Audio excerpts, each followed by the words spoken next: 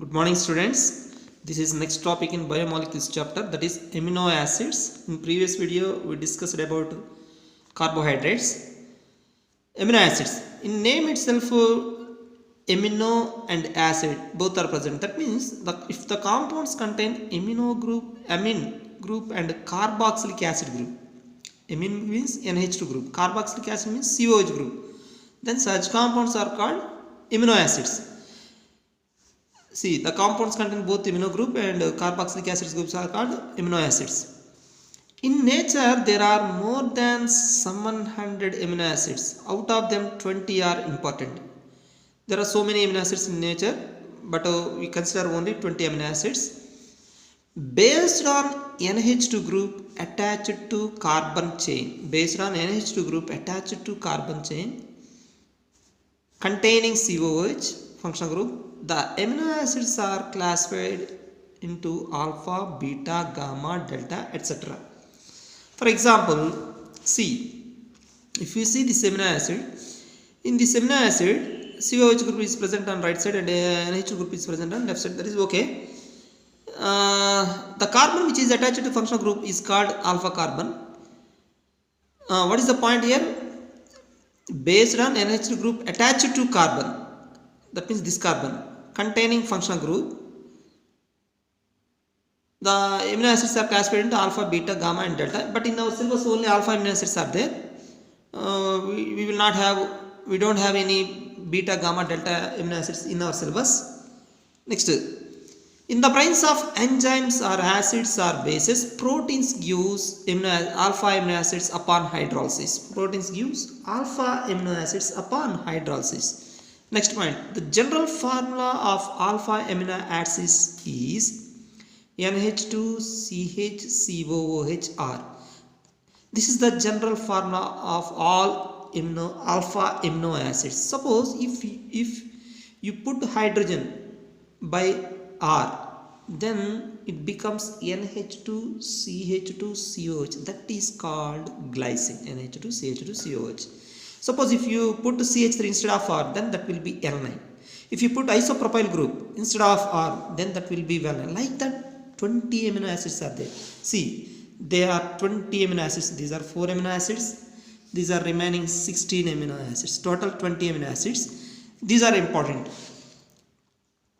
Next, while writing the structure of amino acids, amino group is written on left side of the carbon atom and carboxylic acid is written on right side of the carbon.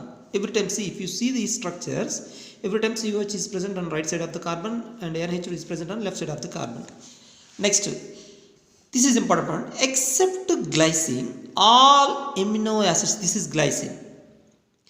Except glycine, all amino acids are optically active. Glycine is optically inactive due to absence of chiral carbon. See, if you see glycine, this carbon attached with two same groups, but here carbon attached with one side hydrogen, one side NH2, one side COH, one side CH3. This is optically active carbon, so chiral carbon automatically this is optically active carbon. This is also one side hydrogen, one side COH, one side NH2, this is one side isopropyl group. So every amino acid contain chiral carbon, they are optically active, but glycine is optically inactive due to absence of chiral carbon. That is important point. Next point, all amino acids have primary amine group and proline has secondary amine group. Out of 20 amino acids, one amino acid, that name is proline, which contains only secondary amino group, that is NH group, but remaining 19 amino acids having NH2 group. Next point, based on number of amino and acid groups, based on number of amino and acid group, that means amino means amine and acid groups, the amino acids are classified into 3 types. They are neutral amino acids. That means neutral means if amino acid contains equal number of NH2, equal number of amino group and acid groups, those are called neutral amino acids. For example, we saw these 4 examples. Here one amino group and one COH. This is base group, this is acid group. Both are equal. That means number of base groups is equal to number of acid groups. So this is neutral. Here also one NH2 and COH, one NH2 one COH, one NH2 and COH. That means here number of base groups is equal to number of acid groups. So all are neutral amino acids. Next category, acidic amino acids. Acidic amino acids means if amino acids contains more number of acid groups compared to amino groups, those are called acidic amino groups. For example, glutamic acid, aspartic acid. Glutamic acid, this glutamic acid contains 2 COH groups and 1 amino group. Similarly, aspartic acid also contains 2 COH groups and 1 amino group, so that these are acidic amino acid. What is the meaning of acidic amino acid?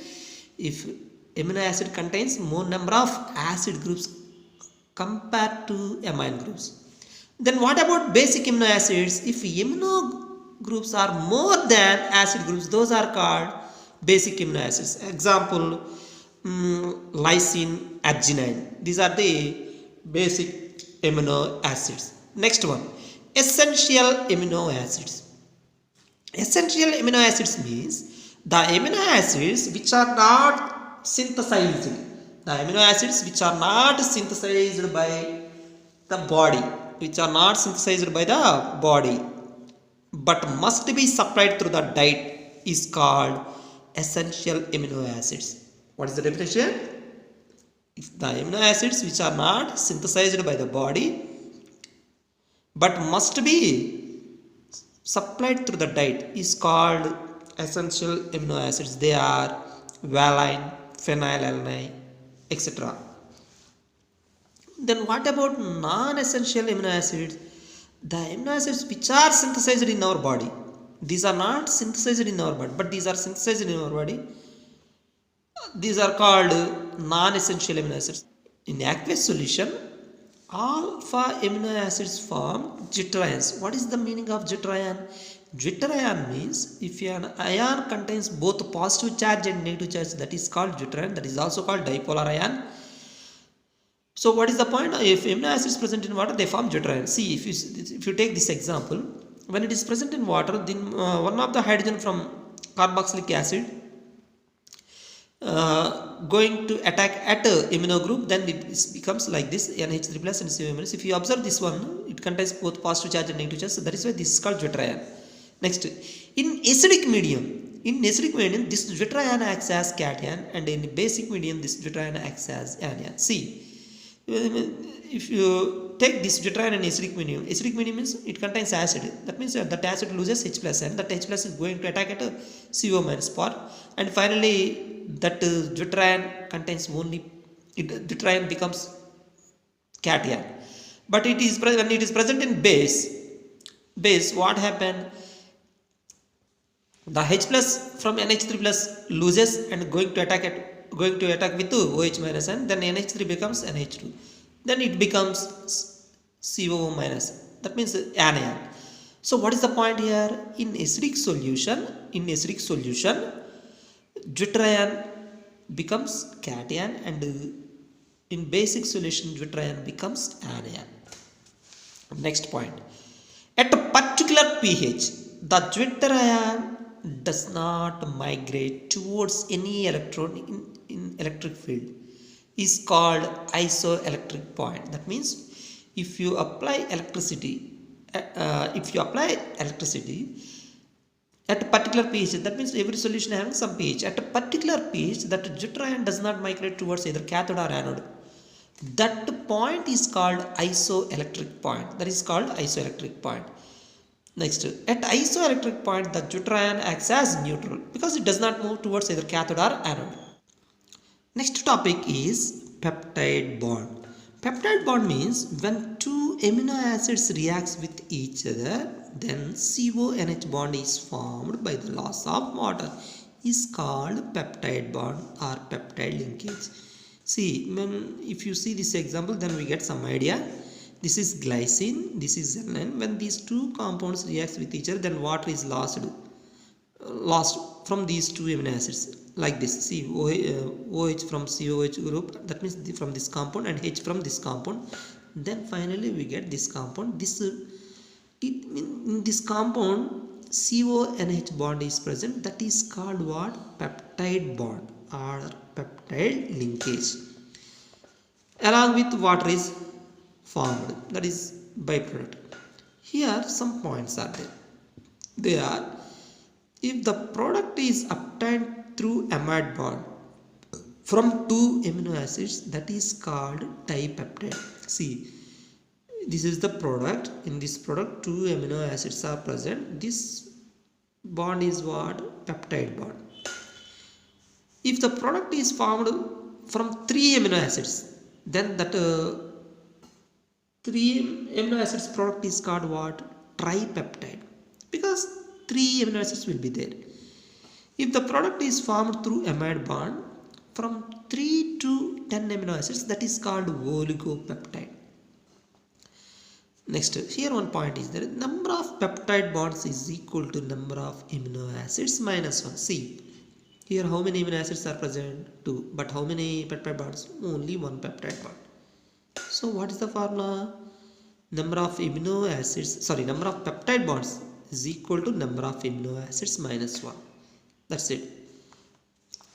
Next, if a peptide contains more than 10 amino acids, suppose if a peptide contains 2 amino acids, that is dipeptide, 3 amino acids tripeptide, 4 amino acids oligopeptide. If a peptide contains more than 10 amino acids, that is called what? Polypeptide. That is called what? Polypeptide. If a polypeptide contains more than 100 amino acids, that is called protein. So what you have to understand here? Proteins are building blocks of amino acids. That means proteins contains more number of amino acids. If a polypeptide contains more than 100 amino acids, that is called what? Protein. This is all about amino acids.